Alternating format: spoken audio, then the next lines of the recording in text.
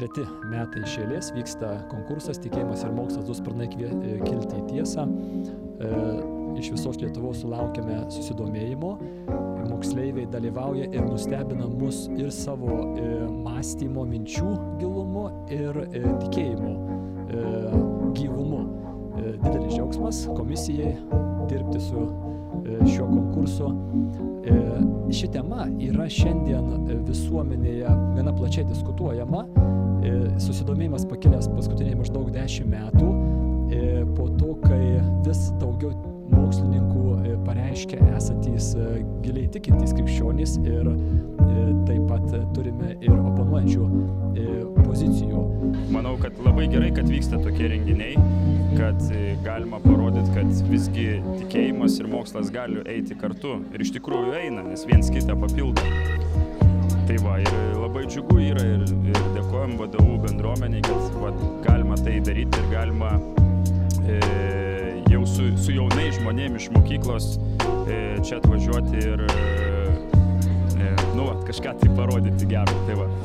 Pirmi metai, kai mes dalyvaujam, labai patinka, labai gera atmosfera, žmonės labai šilti, jauki aplinka, taip labai ta salė tokia jauki, šilta, nei kiek netrikdo, labai šilti žmonės.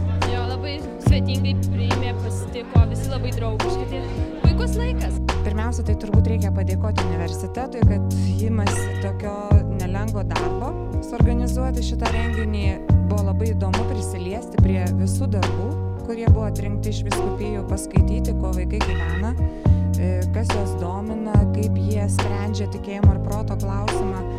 Buvo labai gerų darbų ir tikrai tokia viltis aplanko, kad galbūt Lietuvoje kažkas pasikeis ir bus daug geriau. Manau, kad iš tikrųjų šitas renginys yra naudingas, nes sužinai labai daug savo įdomių dalykų ir tiesiog gal kaip praktika, dalyvaudama jame, rašydama rašinius, aš tiesiog ruošiuosi ir studijom ir įgyju daug patirties. Be abejo, tai yra labai didelė šventė, pirmiausiai tai kontaktas su moksleiviais, tokia tikrai labai įdomioj, daug minčių, daug įkvėpimų gimdančioj aplinkoje, kaip darbų nagrinėjimas, temų nagrinėjimas ir aišku visos temos susijusios su tikėjimo ir mokslo klausimais. Katalikų teologijos fakultete čia visada pabrėžiame, jog labai svarbu brandžiai pasaulėžiūrai turėti rinkinį perspektyvų, neapsiriboti vien viena perspektyva, pavyzdžiui, gamta mokslinė perspektyva arba vien tik tais tikėjimo perspektyva, bet